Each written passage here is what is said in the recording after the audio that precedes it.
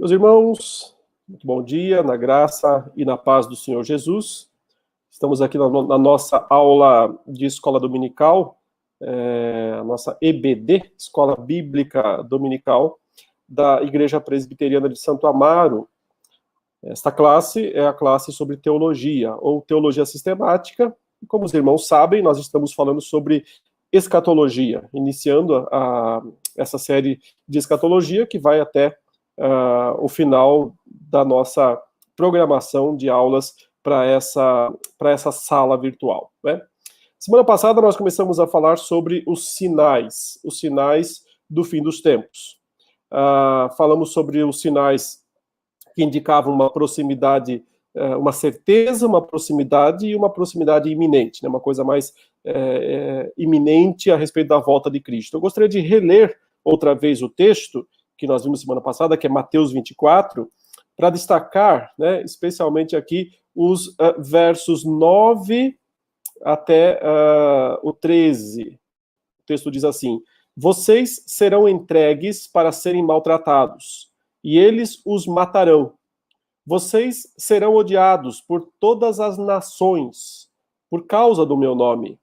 Nesse tempo, muitos hão de se escandalizar, trair e odiar uns aos outros. Muitos falsos profetas se levantarão e enganarão a muitos. E por se multiplicar a iniquidade, o amor, ou a maldade, o amor se esfriará de quase todos. Aquele, porém, que ficar firme até o fim, esse será salvo. E será pregado este evangelho do reino por todo o mundo, para testemunho a todas as nações, então virá o fim. Então, notem, né, observem que entre os principais sinais, os sinais que indicam a iminência da volta de Cristo, está aqui o que a gente chama de escândalo, né, ou apostasia, né? Jesus disse, muitos falsos profetas se levantarão e enganarão a muitos, fala de um multiplicar da maldade. Então, o grande sinal, né, um dos grandes sinais que mostram que a volta de Cristo está perto, ou está próxima, é um sinal necessário,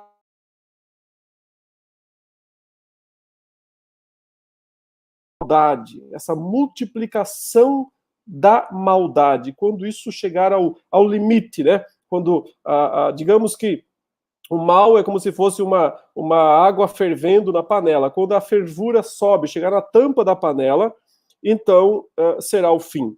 O Senhor não voltará sem que antes esse crescimento do mal, esse crescimento da iniquidade alcance o seu limite. É interessante porque isto descreve, de certo modo, né, uma forma como Deus atuou ao longo de toda a própria revelação bíblica. Você encontra uma expressão na Bíblia, especialmente no Antigo Testamento, né, completar a medida da iniquidade. Você já ouviu essa expressão, né? Completar a medida da iniquidade. A gente ouve essa expressão, por exemplo, quando o Senhor prometeu para Abraão que ele daria a Abraão e a descendência de Abraão aquela terra, né, a terra da promessa. Mas isso só aconteceria, a gente lê isso lá em Gênesis 15, né? Isso só aconteceria 400 depois. Antes do povo poder possuir a terra, né? O povo a descendência de Abraão iria para o Egito, permaneceria lá em servidão uma boa parte desse tempo, a maior parte desse tempo, e só 400 anos depois é que voltaria. E Deus falou, né, que isso só aconteceria 400 anos depois, porque ainda não havia se completado a medida da iniquidade dos amorreus. Os amorreus eram o povo que estava, né, na terra da promessa. Só quando a iniquidade deles se completasse, né, ou seja, quando a maldade alcançasse o teto, é que o Senhor finalmente os tiraria daquela terra, né, e colocaria no lugar deles o povo de Israel. Antes disso ainda, né, se você se lembra do dilúvio, quando é que Deus fez vir o dilúvio sobre o mundo? Não foi de uma hora para outra. Foi somente quando se completou a medida da iniquidade também, de certa maneira, porque em Gênesis 6, né, temos aquele texto descrevendo a corrupção generalizada, né, da humanidade, e o texto lá em Gênesis 6 diz assim: viu Deus que a maldade do homem havia se corrompido, né, completado na terra. Então ele disse: eu vou destruir toda a raça humana, toda a terra, né, vou fazer perecer tudo. Mas só quando Deus viu que a maldade havia alcançado o ápice, alcançado o limite. Você vê uma coisa semelhante também na destruição de Sodoma e Gomorra, certo? Em Sodoma e Gomorra é dito que a iniquidade daquelas cidades estava alcançando os céus, né, chegando até os céus, o clamor, né, pela iniquidade. Inclusive, né, quando Deus fala para Abraão que ele vai destruir, ele diz: eu vou descer lá para me certificar de que de fato isso é verdade. Se for, então eu vou destruir as cidades. Né? Porque havia, digamos, a maldade havia alcançado o limite. Aqui mesmo em Mateus capítulo 24, né, vamos dar uma olhadinha um pouquinho antes, o texto que eu falei na semana passada, no final do capítulo 23, o Senhor usou essa expressão para descrever o que os judeus, né, daqueles dias estavam fazendo em termos de chegar a um limite da iniquidade, né? Porque ele fala aqui a respeito, né, deixa eu ler aqui desde o verso 29, ele fala assim: ai de vocês, escribas e fariseus hipócritas, porque vocês edificam os sepulcros dos profetas, enfeitam os túmulos dos justos e dizem: se nós tivéssemos vivido nos dias de nossos pais, não teríamos sido seus cúmplices quando mataram os profetas. Assim, vocês dão testemunho contra si mesmos de que são filhos dos que mataram os profetas. Portanto, tratem de terminar aquilo que os pais de vocês começaram, né? Essa tradução aqui, ela já interpretou, né, o sentido de vocês têm que completar, mas Jesus disse: completem a medida dos pais de vocês, completem a medida dos pais de vocês. Assim que, por exemplo, a versão revista e atualizada descreve. E ele fala assim: serpentes, raça de víboras, como esperam escapar da condenação do inferno?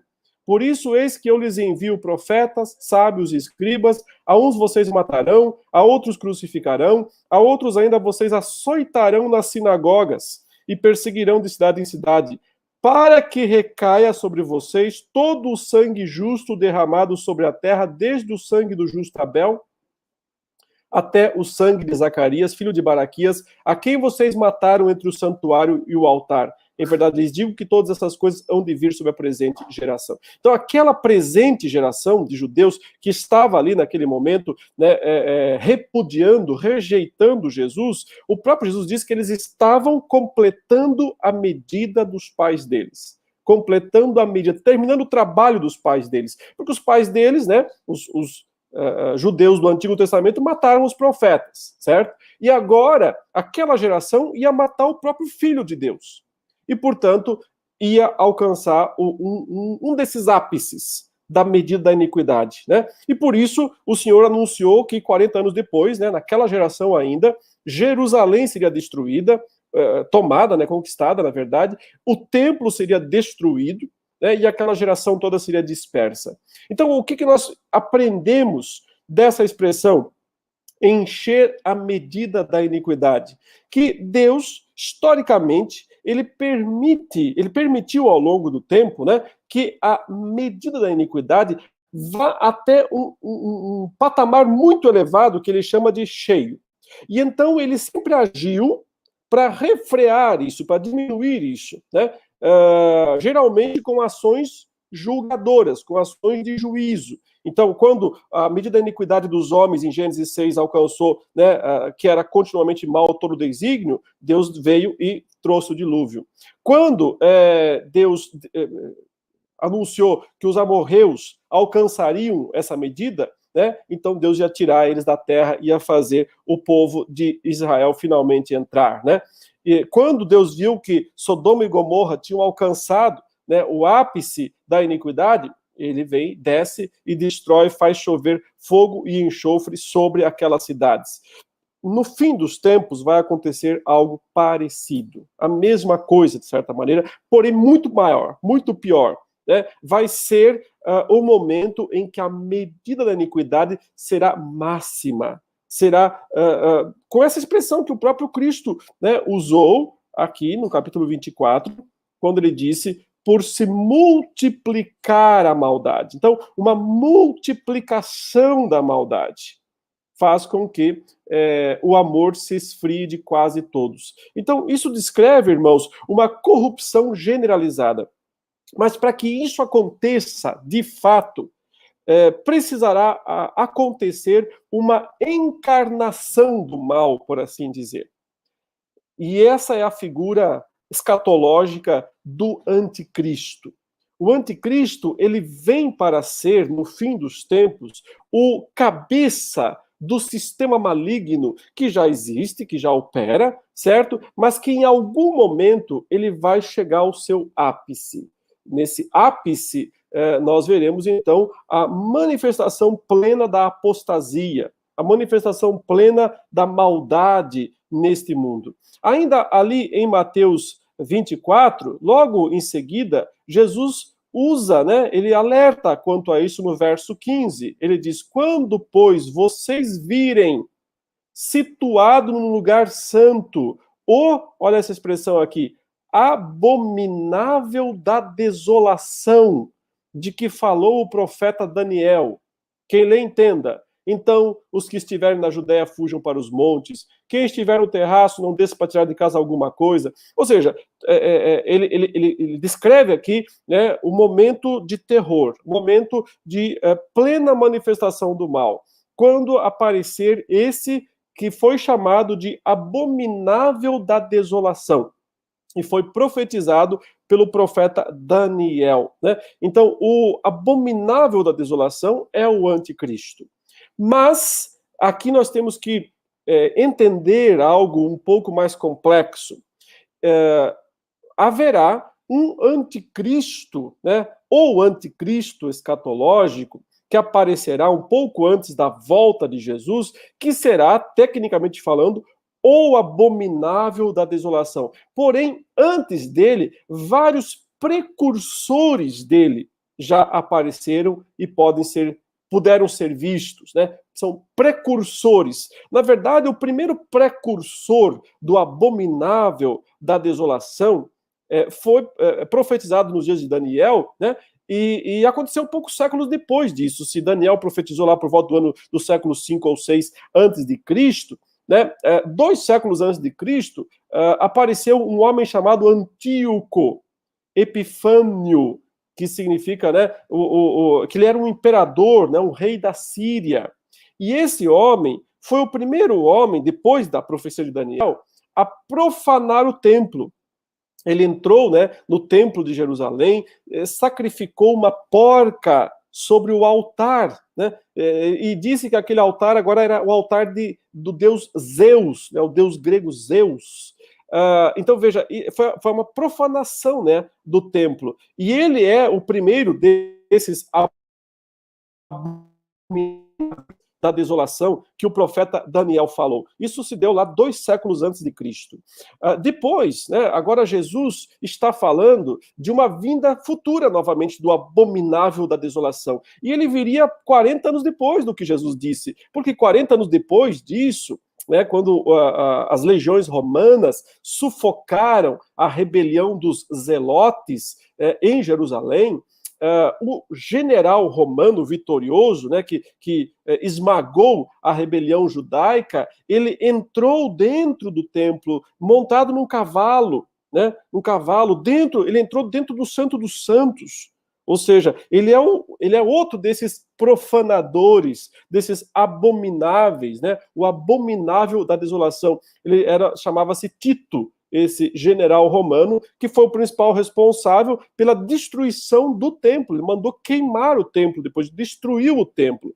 Então, só para você perceber, né, entender que vários tipos ou precursores do anticristo têm aparecido, mas nenhum deles levou a medida da iniquidade ao teto, à tampa da panela, porque Deus só permitiu parcialmente que esses anticristos já, né, que existiram, esses anticristos aparecessem. Mas nós devemos aguardar o momento em que vai aparecer o anticristo, o abominável da desolação, e esse virá só no fim dos tempos. Então, para entender essa relação entre anticristos menores, né, como Antíoco, como Tito, e talvez vários outros, né, não vou aqui colocar, mas alguns pensam, Hitler, Stalin, sei lá, né, grandes pessoas, grandes personagens, aí o Papa, em alguns momentos da história, vários papas, né, no século XVI, os reformados entendiam, né, que ninguém se encaixava melhor, né, na figura do abominável da desolação do que o próprio Papa, porque ele estava sentado, né, naquilo que é o templo, né, a igreja. Então ele é o chefe da igreja, mas na verdade era um chefe satânico da igreja. Porque o ponto sempre do abominável da desolação é que ele assume o lugar do povo de Deus, ele assume o lugar do templo de Deus. E ali ele quer fazer suas profanações, ele quer fazer as suas abominações. Por isso, abominável, né, da desolação. Mas para entender essa relação entre os vários anticristos que já apareceram e o que ainda falta aparecer, a gente tem que ler o que está lá em 1 João, capítulo 2. Deixe-me, então, projetar esse texto aqui para os irmãos. Em 1 João, capítulo 2, o versículo 18 diz assim: Filhinhos, esta é a última hora. É interessante essa expressão de João, né? Porque olha a consciência dele aqui, dizendo, olha, a última hora já começou. Nós já estamos vivendo no fim dos tempos. Ele está lá no primeiro século. João está escrevendo isso aqui talvez no ano 80, 90, do primeiro século. Né? Jerusalém já foi destruída.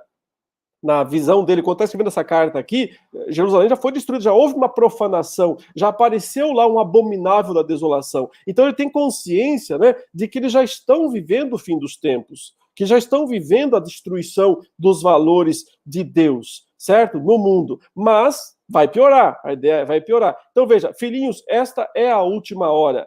E como vocês ouviram que o anticristo vem, então veja, ele anuncia, vocês sabem que o anticristo vem. Veja que ele não diz, ele já veio, o anticristo já veio. Não, porque o abominável da desolação, por excelência, o anticristo definitivo, decisivo, não tinha vindo ainda, mesmo lá, né, no final do ano, sei lá, da década de 80 do primeiro século, mesmo que já tivesse se passado aí 10, 20 anos, talvez, da destruição de Jerusalém. Mas é isso que ele diz aí, olha, como vocês ouviram que o anticristo vem, então entendam, né, também agora muitos anticristos têm surgido.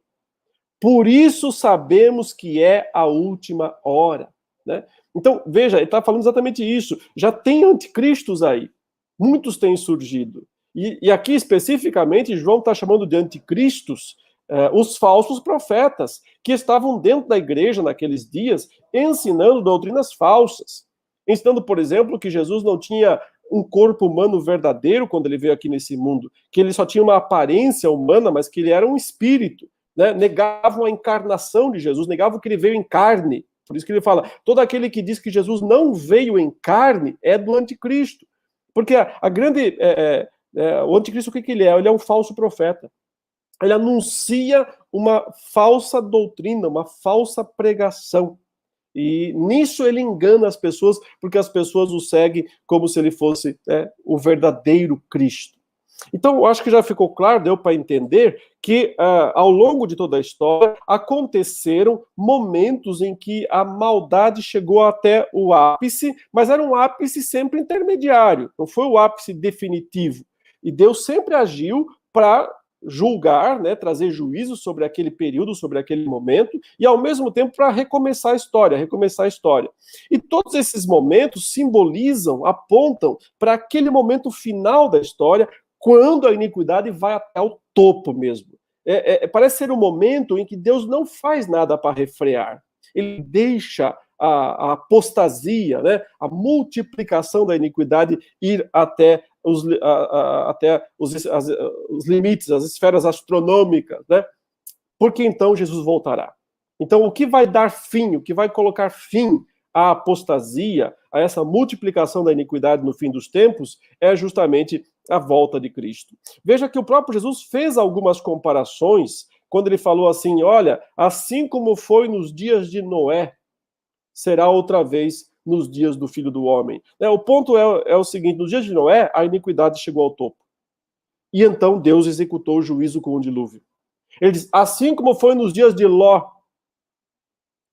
e Ló é Sodoma e Gomorra, também a iniquidade alcançou, né, o topo naquelas cidades, e então Deus veio e destruiu aquelas cidades. Assim será na volta do Filho do Homem. Então, muitos crentes, né, esperam que no tempo do fim nós viveremos um tempo de paz e prosperidade e melhorias aqui nesse mundo e paz e etc. Mas isso vai na contramão, né, da teologia bíblica, vai na contramão daquilo que o próprio Senhor tem revelado, que o que acontecerá será uma multiplicação da iniquidade, que aconteceu, de certa forma, lá no primeiro século, até o ano 70, né, quando Jerusalém foi destruída, mas não se resumiu àquilo, porque depois da destruição de Jerusalém, João já está dizendo que o anticristo não veio ainda, e que nós estamos esperando ele, mas alguns já estavam lá, e podemos colocar nesse bojo, né, de anticristos aqueles que eu já mencionei aí, como Tito, como Antíoco lá no passado, né, e como tantos outros que vieram depois e foram instrumentos do mal, mas também de Deus. Mas agora vamos falar sobre aquele que deve ser considerado o anticristo definitivo, né? O anticristo escatológico, aquele que todos os demais apenas prefiguraram. E para entender um pouco a respeito dele, nós temos que ler o que Paulo escreveu a respeito dele em 2 Tessalonicenses, no capítulo 2. Então, leiamos essa passagem de 2 Tessalonicenses, capítulo 2, que diz, irmãos, no que diz respeito à vinda de nosso Senhor Jesus Cristo e à nossa reunião com ele, pedimos que vocês não se deixem demover facilmente de seu modo de pensar, nem fiquem perturbados, quer por espírito, quer por palavra, quer por carta, como se procedesse de nós, dando a entender que o dia do Senhor já chegou. Então, aqui uma coisa muito importante, né? Muitas pessoas naqueles dias, né, lá no primeiro século, estavam, de certa forma, dizendo que o dia do Senhor já tinha acontecido. Talvez alguns pensassem que o Pentecostes tinha sido o dia do Senhor. Talvez outros pensassem que quando o evangelho chegou em Roma, né, alcançou os confins da terra, então já tinha acontecido o dia do Senhor. Ou talvez alguns, como futuramente, como alguns esperam que futuramente aconteça, pensassem que tinha acontecido alguma vinda secreta do Senhor Jesus, alguma vinda particular do Senhor Jesus para algumas poucas pessoas. Mas o que Paulo está dizendo é que isso não vai acontecer. Ninguém engane vocês, não fiquem perturbados, imaginando que o dia do Senhor já chegou, ou que a vinda do Senhor Jesus Cristo, né, e a nossa reunião com ele será de alguma maneira secreta, particular, privativa, só um grupinho especial, sabe? Esse é um dos grandes erros ensinados pela maior parte dos pregadores aí que falam de Apocalipse, né? Eles defendem uma vinda secreta de Jesus só para um grupinho particular. Você já deve ter ouvido nessas expressões. Antigamente tinha muito nas assim, carros, né? Com aqueles dizeres, olha, em caso de arrebatamento, esse carro aqui pode ficar desgovernado. É uma brincadeira, é verdade, né? Até com humor legal, né? A brincadeira, mas totalmente falsa. Por quê? Porque não tem um grupinho especial que vai ver a volta de Cristo e os demais não verão. Porque toda vez que a Bíblia descreve a volta do Senhor, ela diz assim, e todo olho o verá, né? Todo olho o verá. É uma volta totalmente pública, não é secreta. Fala, como o relâmpago sai do Oriente e se mostra até o Ocidente, assim há de ser, assim será o Filho do Homem em sua vinda. Então não tem vinda particular, e é isso que também Paulo está dizendo aqui para os Tessalonicenses. Não fiquem preocupados, não fiquem achando que a respeito da vinda do Senhor e da nossa reunião com Ele, que isso já aconteceu, que isso só foi para um grupinho, que isso foi secreto. Esqueçam isso. O verso 3 fala: ninguém, de modo nenhum, os engane, porque isto não acontecerá. Isto o que, irmãos? Isto que não acontecerá. O dia do Senhor, né, a vinda do Senhor, isto não acontecerá sem que primeiro venha a apostasia e seja revelado o homem da iniquidade, o filho da perdição.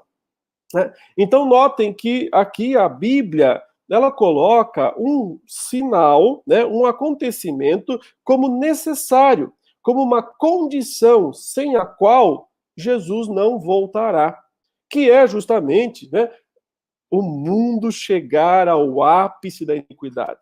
O mundo ver, né, a iniquidade subir até a tampa da panela outra vez. A multiplicação da iniquidade, liderada por aquele que será, sim, o anticristo, né, que o apóstolo Paulo aqui chama de homem da iniquidade e filho da perdição. Ele é o chefe da apostasia. A apostasia, né, é aquele movimento contra Deus, contra o Senhor Jesus, contra a fé cristã. Quando isso acontecer, né, então o Senhor voltará. Por isso que muitas pessoas me perguntam, às vezes, se Jesus pode voltar hoje. E eu digo, sabe, muitos até se espantam, eu falo, não, hoje não. Por que hoje não? Porque o apóstolo Paulo nos diz aqui com todas as letras que ele não voltará sem que antes venha o filho da perdição, o homem da iniquidade, a apostasia, sem que primeiro venha a apostasia e seja revelado o homem da iniquidade. Então, a maldade, a iniquidade do mundo ainda não alcançou a tampa da panela. Ainda não se completou a medida da iniquidade, né, do mundo nesse sentido. A gente vê isso crescendo, é claro, observe, né, todos os desdobramentos, todas as movimentações, especialmente aí na segunda metade do século XX, no início do século XXI, né, tudo que não presta, cada vez mais sendo valorizado, buscado, pregado, amado, defendido, tudo que contraria a palavra de Deus sendo exaltado, né, glorificado neste mundo. Então a gente vê um movimento claro, a gente vê a fervura subindo, mas não podemos dizer que ela já alcançou a tampa. E por que não alcançou a tampa? Porque a tampa não veio ainda, né? Quem é a tampa? O homem da iniquidade, o filho da perdição. Só quando essa fervura chegar às alturas é que vem o homem da iniquidade, o filho da perdição. Sabe, aqui tem um detalhe que ajuda a entender muitos dos irmãos que não compreendem muito bem o amilenismo, né? Por que que nós dizemos no amilenismo que agora Satanás está preso? Nós não dizemos que ele está em alguma prisão com grades, com correntes físicas, que ele não pode fazer nada. Não é isso que nós dizemos. Nós dizemos que ele está restringido de usar seu pleno poder, principalmente para fazer duas funções, né? Enganar as nações e acusar o povo de Deus. Ele foi restringido de fazer isso, mas tem um ponto específico que ele não pode fazer agora, que é justamente revelar a plena iniquidade no mundo e fazer vir ao mundo o filho dele. Porque o que é esse homem da iniquidade, esse filho da perdição, senão um filho do diabo? Talvez eu disse, nossa, pastor, chamando o filho do diabo. Mas João, que estava falando dos anticristos, eles são filhos do diabo. E todo aquele que não ama seu irmão também é igual Caim, né? É da descendência da serpente, é da descendência do maligno, não é da descendência de Deus. Então, o filho da perdição, o homem da iniquidade, será o grande filho do diabo, que vai se encarnar, que vai nascer. Eu não sei se vai ser, sabe, um tipo de uma geração diferente, se o próprio diabo vai se envolver nessa questão de conceber o homem da iniquidade, o filho da perdição, mas eu não duvido que isso aconteça. Eu não duvido que esse ser, essa criatura que vai nascer um dia ainda, né, e que fará todos os outros anticristos parecerem criancinhas perto dele, que fará Antíoco, Nero, que fará Tito, que fará, sei lá, Hitler, todos vão parecer amadores, né, perto do profissional, do profissional da iniquidade, do profissional da maldade, que é o filho da perdição, né, o homem da iniquidade. Quando ele aparecer, eu não sei se, mas não duvido que ele seja realmente uma concepção aí permitida por Deus, né? Só se Deus permitir, evidentemente, do próprio diabo. Mas ele não apareceu ainda. Esse não apareceu ainda. E porque ele não apareceu ainda, Paulo está nos dizendo aqui que nós não devemos achar que Jesus vai voltar agora. Primeiro tem que aparecer esse que se opõe e se levanta contra tudo que se chama Deus ou é objeto de culto, a ponto de assentar-se no santuário de Deus, apresentando-se como se fosse o próprio Deus, né? Então, o que ele quer, na verdade? Aquilo que o diabo sempre quis, né? Ele quer adoração, ele quer reconhecimento. O diabo disse para Jesus: tudo isso te darei se prostrado me adorares. Mostrou qual é a sua vontade, qual é o seu interesse, o que ele quer de fato. Ele quer adoração, ele quer reconhecimento, ele quer ocupar o lugar de Deus. Não num templo físico reconstruído lá em Jerusalém, que não teria valor nenhum, que seria só tijolo e pedra, né? O verdadeiro templo neotestamentário não é de tijolos, não é de pedras, não é de cimento, não é de argamassa, né? O verdadeiro templo é de pessoas, é o povo de Deus, a igreja do Senhor Jesus Cristo. É sobre essa igreja que ele quer sentar, que ele quer governar, que ele quer ser reconhecido, que ele quer receber adoração, porque nada afronta mais a Deus do que ver o povo de Deus, né? Adorando o inimigo, adorando o grande malfeitor. Então, ele vai se colocar nessa posição. E o apóstolo Paulo nos diz aí, né, que naquele exato momento em que ele escrevia essas coisas aos Tessalonicenses, eles compartilhavam entre eles de um conhecimento, que Paulo fala aqui: olha, vocês não lembram que eu costumava lhes dizer estas coisas quando ainda estava com vocês? Então, Paulo explicou bastante isso para os Tessalonicenses. É uma pena, né? A gente não tem essas explicações todas aí. Mas o que nós temos aqui nessa carta nos basta, já é suficiente para entender, ainda que não totalmente os detalhes, mas no geral dá para entender. Porque ele está falando o seguinte: e agora vocês sabem o que o detém. O que detém quem, né? O que detém a aparição do filho da iniquidade, o filho da perdição, o homem da iniquidade. Ele está sendo detido, Paulo disse aos Tessalonicenses, para que ele seja revelado a seu tempo.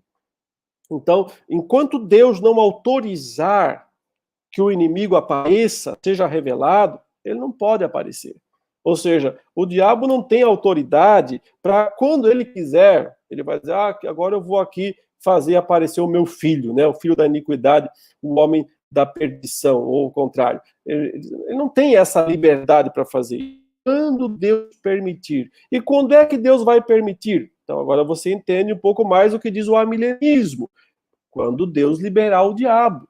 Quando Deus permitir que ele use toda a sua maldade no mundo novamente, né? Então, quando o inimigo puder, outra vez, na linguagem apocalíptica, quando ele for solto da sua prisão, essa prisão que o impede de agir livremente, de fazer toda a iniquidade dele, né, se aparecer no mundo, para que, né, alcance a tampa da panela. Somente quando o Senhor permitir que ele fará. E ele diz: e agora vocês sabem o que o detém. Bom, os Tessalonicenses sabiam, nós não, né? Porque Paulo disse que costumava dizer estas coisas para eles, mas nós não estávamos lá, né? Então nós não sabemos aquilo que o detém. E, irmãos, não adianta querermos aqui tentar decifrar a charada, né? Porque nós não conseguiremos. Nós nunca saberemos exatamente. A gente pode até ter alguma noção, alguma dica. Acho que é isso. Talvez seja aquilo. Mas, com certeza, nós nunca podemos afirmar. Porque Paulo não disse isso para nós, disse para os Tessalonicenses. Mas note, Porque o mistério da iniquidade já opera. Então aqui, igual o que João falou na sua carta, filhinhos, já estamos na última hora, porque já tem um monte de anticristos por aí, né? Ou seja, as profecias já estão se cumprindo, porque figuras que são muito parecidas, são precursoras, essas figuras do anticristo, já estão por aí, né? Pouco tempo, quando João escreveu isso, né? Tito, outra vez relembro, destruiu o templo de Jerusalém, ele foi lá o abominável da desolação para aquela geração, para aquela época. Mas quando Paulo está escrevendo essa carta, né, ou talvez um pouco antes, logo em seguida apareceria um anticristo também, né, terrível, anterior ao Tito, que destruiu a cidade, o templo de Jerusalém. Esse anticristo matou o próprio Paulo, matou o próprio Pedro. Estamos falando do imperador Nero, Nero César, César Nero, que foi um louco, né, que governou Roma e botou fogo na própria cidade de Roma, culpando judeus e cristãos neste incêndio. Então, o apóstolo Paulo mesmo seria morto por um desses anticristos. Na sua geração, né, talvez o maior deles, dos anticristos. Mas não era Nero, não era Tito, não era Antíoco lá da Síria, o anticristo escatológico. Esse ainda está por vir. Mas fizeram parte, todos eles, e muitos outros, do mistério da iniquidade que já opera. Então nós já vemos, né, a operação do mal no mundo, mas aguarda somente que seja afastado aquele que agora o detém. Mais uma vez, ele fala aqui de algo detendo a manifestação do anticristo, né? Como aquelas correntes de Apocalipse prendendo o dragão, detendo, segurando o dragão para que ele não libere o seu poder para fazer aparecer o anticristo, certo? Então, não sabemos que instrumento é esse, mas nós sabemos por que é que Deus detém a plena manifestação do anticristo no mundo. E isso Jesus nos disse, para que o evangelho seja pregado a todas as nações. Então virá o fim. Então, Deus tem esse plano, esse propósito de que todos os eleitos escutem a pregação do evangelho. E enquanto isso não acontecer, o inimigo continuará sendo barrado, detido, para não fazer aparecer o anticristo. Mas quando algo, né, que é chamado tanto de aquilo, né, o que é um neutro, quanto de aquele, que é uma pessoa, né, detém a plena manifestação do anticristo no mundo. O que exatamente é esse alguém ou algo é impossível para nós determinarmos, né? Mas pelo fato de Paulo usar isso tanto no neutro, né, aquilo, quanto no masculino, aquele, nos leva a entender que realmente talvez não seja uma coisa só, mas uma junção de situações. Por exemplo, o Evangelho, o Espírito Santo capacitando a igreja para testemunhar do Evangelho, a própria igreja indo e pregando o Evangelho, né? Porque, na verdade, foi isso que Jesus disse, né? E vai descer sobre vocês o Espírito Santo e sereis minhas testemunhas, vocês vão ser minhas testemunhas em Jerusalém, Judéia, Samaria, até os confins da terra, né? Jesus disse, eu tenho toda a autoridade nos céus e na terra, vão e façam discípulos de todas as nações, batizando o nome do Pai, do Filho e do Espírito Santo, ensinando-os a guardar todas as coisas que vos tenho ordenado, e eu estou com vocês todos os dias até a consumação dos séculos, até o fim. Então, a missão da igreja, que é uma missão pessoal, são pessoas que pregam o evangelho, capacitadas pelo Espírito Santo, né, para serem testemunhas, essa missão tem que ser cumprida. E eu entendo que é ela que detém, né, no sentido de que Deus está ainda capacitando as duas testemunhas de Apocalipse, que é uma figura da igreja, né, a testemunhar durante o tempo em que as duas testemunhas devem testemunhar, que é todo o período da era cristã. Nada pode impedir que elas proclamem, que elas anunciem essa pregação, né, esta manifestação do evangelho. Então, mesmo que o mistério da iniquidade, como diz aqui, né, já opera, e aguarda somente que seja afastado o que o detém, o evangelho continua sendo pregado. Somente quando o Senhor, então, né, soltar as correntes do dragão, naquela figura do Apocalipse 20, soltar suas correntes, que o impedem de usar seu pleno poder no mundo. Somente quando ele fizer isso é que o anticristo pode vir ao mundo. Na verdade, o dragão ou Satanás pode fazer aparecer. Porque é isso que ele está falando no verso 8. Veja, então será revelado o iníquo, a quem o Senhor Jesus matará com o sopro de sua boca e destruirá pela manifestação de sua vinda. Já declara aqui que ele não tem chance, esse inimigo. Ele só tem um tempo determinado para aparecer. Mas na sequência o Senhor já vem e sem dificuldade nenhuma, né? Sopro da sua boca é o que Jesus precisa para destruir, para matar esse homem da iniquidade. Mas note, verso 9. Ora, o aparecimento do iníquo é segundo a ação de Satanás. Por isso que você não pode desassociar uma coisa com a outra. Em última instância, né, temos que dizer que não é o anticristo que está sendo detido, porque ele nem existe ainda. Ele não existe ainda, o anticristo, o final. Tem os precursores dele, mas ele não existe ainda. Então, quem é que está sendo detido de verdade? É o próprio diabo, é o próprio Satanás.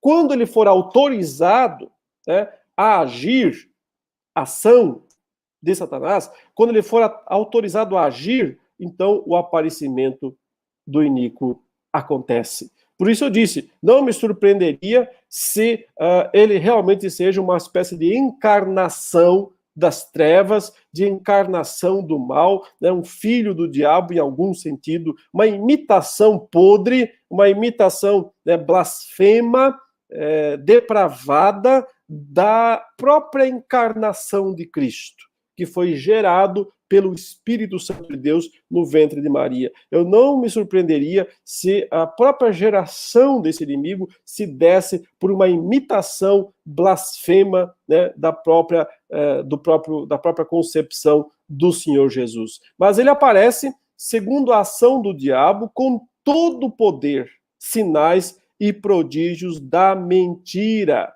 e com todo o engano de injustiça aos que estão perecendo, diz aí, porque não amaram, não acolheram o amor da verdade para serem salvos. É por esse motivo que Deus lhes envia a operação do erro. Então, note, quem em última instância está enviando, né, o anticristo ao mundo?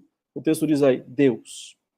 Permitindo que o diabo faça aparecer com todo o poder, sinais e prodígios da mentira, o anticristo.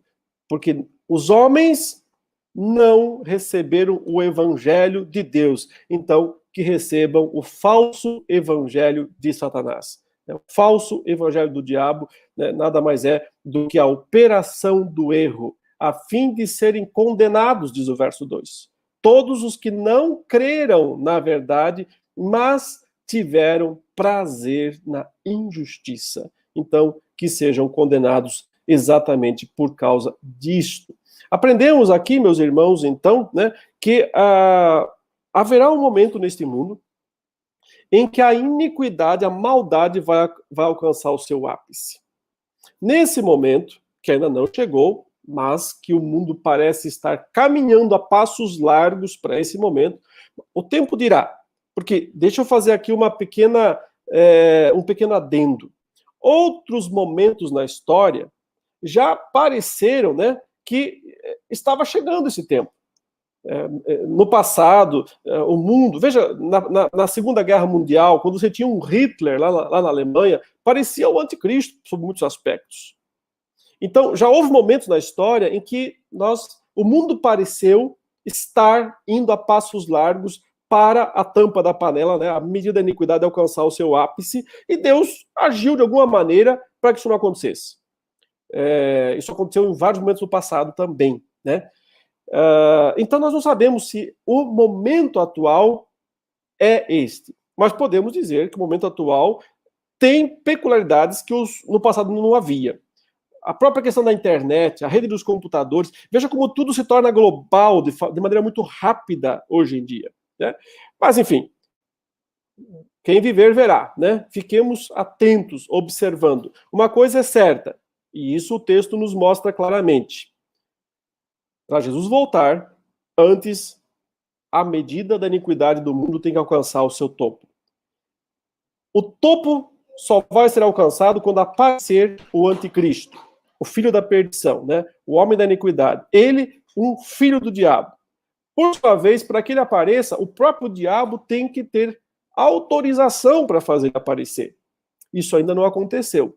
Por isso nós podemos dizer, né, que o milênio ainda não acabou, porque o inimigo ainda não foi solto da sua prisão para sair outra vez e enganar as nações que há nos quatro cantos da terra. Quando o anticristo aparecer, e esse é o assunto da próxima aula, né,